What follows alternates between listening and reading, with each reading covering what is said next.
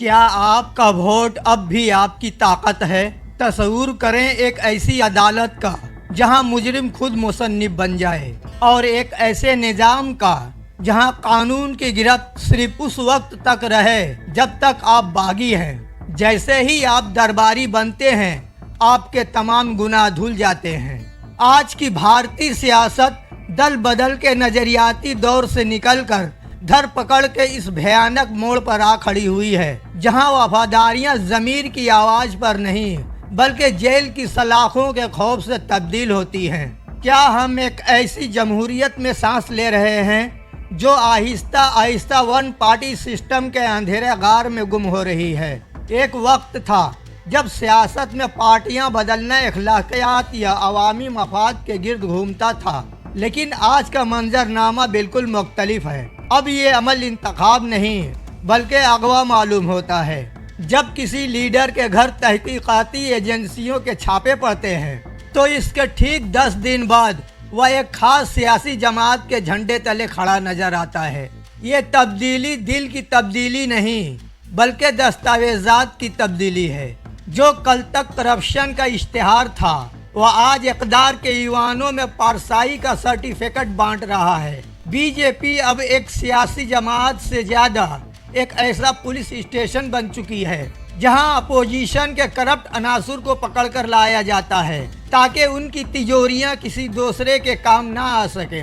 इस सियासी लेबोरेटरी में एक ऐसी वॉशिंग मशीन ईजाद कर ली गई है जो बगैर किसी डिटर्जेंट के बड़े से बड़ा दाग धो देती है। एदाद-उश-शुमार बताते हैं कि गुज़िश्ता बरसों में जिन 25 बड़े नेताओं पर बदउनवानी के संगीन इल्जामात थे और उन्होंने हुक्मरान जमात में शमूलियत इख्तियार की, उनमें से 23 को क्लीन चिट मिल गई। हर्षवर्धन पाटिल जैसे रहनुमाओं का यह सरेआम एतराफ़ के अब मैं चैन की नींद सोता हूँ क्योंकि अब कोई पूछ-गछ नहीं होती। इस इखलाकी दिवालियापन की आखिरी हद है जब एजेंसियों के मुकदमात ठंडे बस्ते में चले जाएं और फाइलें गायब हो जाएं, तो समझ लेना चाहिए कि कानून अब अंधा नहीं बल्कि सिर्फ एक आंख से देखता है और वह आंख इक़्तिदार की है। ईडी, सीबीआई और इनकम टैक्स जैसे अदारे जिनका काम मुल्क से करप्शन का खात्मा था, अब महज सियासी मोहरे बनकर रह गए हैं। जब एजेंसियों का मकसद इंसाफ के बजाय सियासी सौदेबाजी बन जाए तो रियासत की बुनियादें हिल जाती हैं। राहुल गांधी का वह इंकशाफ के एक सीनियर रहनुमा ने रोते हुए कहा कि वह जेल जाने की सिकत नहीं रखते, उस नफ्सियाती जंग को जाहिर करता है जो आज अपोजिशन के खिलाफ लड़ी जा रही है। ये धरपकड़ दरअसल अपोजिशन के वजूद को मिटाने की एक मुनज्जम कोशिश है। सवाल ये पैदा होता है कि क्या Bharat one nation one party के उस मॉडल की तरफ बढ़ रहा है जो चीनी निजाम की अक्कासी करता है, जहां अपोजिशन सिर्फ नाम की हो और फैसले सिर्फ एक बंद कमरे में हो।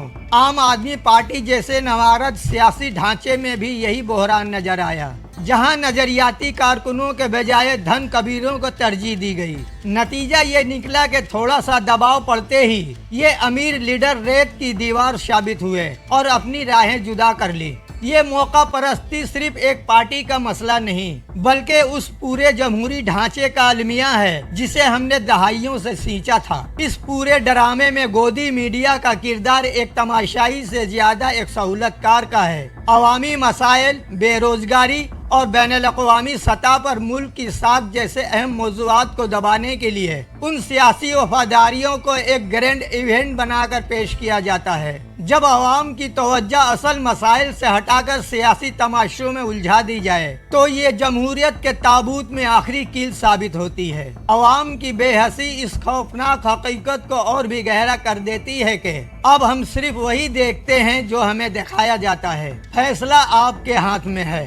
आज भारत की सियासत एक ऐसे दौर पर है जहां एक तरफ इक़्तिदार की हवस है और दूसरी तरफ जमहूरी इक़्तिदार का जनाजा। अगर अदारों का सियासी इस्तेमाल इसी तरह जारी रहा और वॉशिंग मशीन में दाग धोने का ये अमल ना रुका तो मुस्तकबिल की नस्लें हमसे सवाल करेंगी कि जब आइन की रूह पामाल हो रही थी तो हम कहाँ थे।